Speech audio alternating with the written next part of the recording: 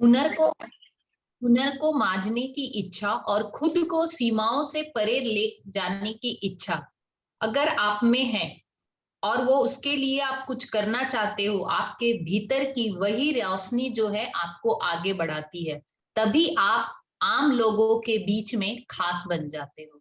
Hi everyone, I am Mamta from Hyderabad. आज मैं story ऐसे व्यक्ति की बताने जा रही हूँ जो डांस प्रिंस डांस ग्रुप के नाम से जाने जाते हैं, कृष्ण रेड्डी।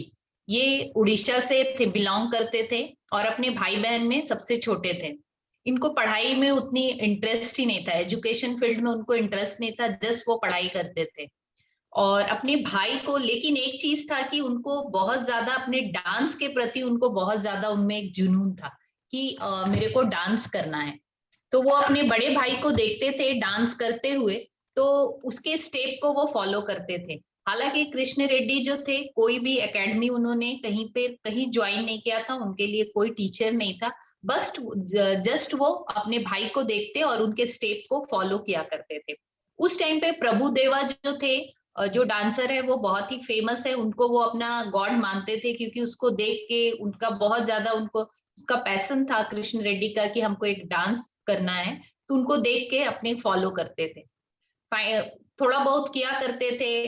कहीं पर भी मौका मिला तो, जैसे कि ओकेजनली पूजा वगैरह हो रहा है, गणपति उत्सव हो रहा है, तो वहां पर जा जाके वो डांस किया करते थे।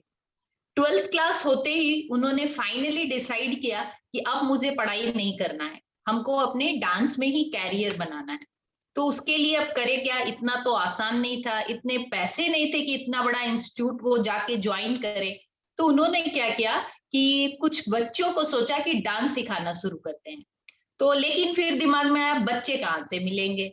तो फिर उन्होंने घर घर जाकर बच्चे को चाल मतलब बात करने लगे कि क्या आप डांस सीखना चाहते हो क्या। ऐसे करते उन्होंने बहुत घर में घूमे। उसके बाद फाइनली उनको 8 बच्चे जो थे वो रेडी हुए डांस सीखने के लिए।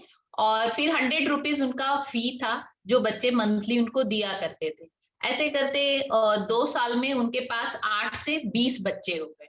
लेकिन कहते हैं ना कि जिसमें कुछ करने का जुनून होता है ना, वो कभी भी एक काम से सेटिस्फाइड नहीं होता, वो आगे बढ़ने के लिए कुछ ना कुछ और करता ही रहता है। तो फिर वो 20 बच्चों से फिर उनके दिमाग में आया कि अरे इस 20 बच्चे से क्या, हमको कुछ और करना चाहिए। फिर उन्होंने अपने और बच्चों को सिखाने के लिए किया। तो फिर 50 बच्चे मिले, 50 बच्चे को सिखा रहे थे, वो भी अच्छा चला। उसमें से क्या होता था, जब स्टेज शो होते थे तो कुछ बच्चे को अच्छा परफॉर्मेंस था, तो उन बच्चे को स्टेज पर परफॉर्म करने के लिए मौका मिलता था, और कुछ बच्चे को स्टेज पर परफॉर्म करने के लिए मौका नहीं मिलता था। तो उसमें क्या थे, पेरेंट्स का आर्गुमेंट होता कि मेरे बच्चों को क्यों नहीं मिल रहा है, मेरे बच्चे को क्यों नहीं हो। तो ये बहस उनको अच्छा नहीं लगा, फिर उन्होंने छोड़ दिया कि ये सिखाना बेकार है, ऐसे ऐसे जगह पे सिखाना ठीक नहीं है।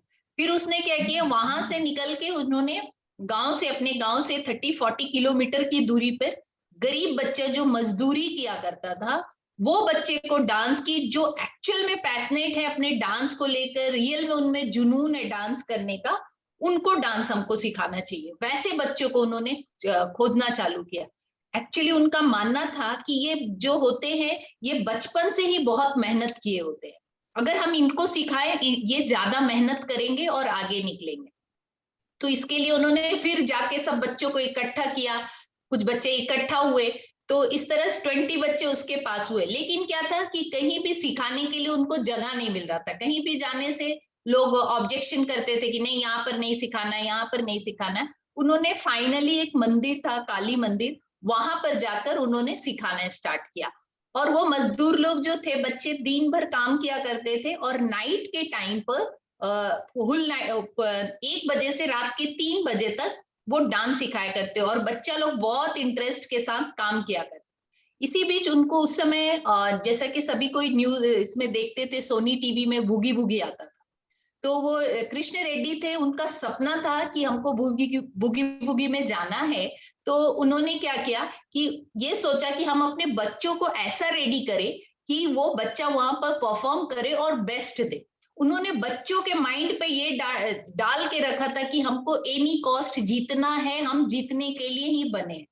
और बच्चे लोग बहुत जुनून के साथ, वो मजदूर के बच्चे इतना खुशी खुशी करते, ये जैसा बोलते वैसा करते थे। फिर उड़ीसा से ये कोलकाता में ऑडिशन चल रहा था, तो ऑडिशन के लिए जाना था, 20 बच्चों को लेके जाना, लेकिन उतना पैसा नहीं था, तो इन्होंने क्या किया, अपनी मोटरसाइकिल बेच दी 15,000 में, और फिर वहां उससे लेके बच्चे लोगों को लेके गए वहां पर। लेकिन 15,000 लोगों ऑडिशन के लिए आए हुए थे, जिसमें ये सेकंड नंबर पर इनका सिलेक्शन हो गया।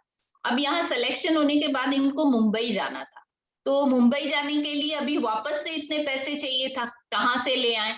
फिर इन्होंने कैसे कैसे जुगाड़ किया और मुंबई जाने के लिए ट्रेन में बैठ गए। ट्रेन में बैठे तो अभी खुशी से उनको नींद नहीं आ रही थी, तो एक स्टेशन से पुलिस जब उनके स्टेशन पे चढ़ा तो उससे पूछा कि दादर कब आएंगे, तो पुलिस ने बोला अभी सो जाओ, सुबह दादर आएगा, अभी बहुत टाइम है।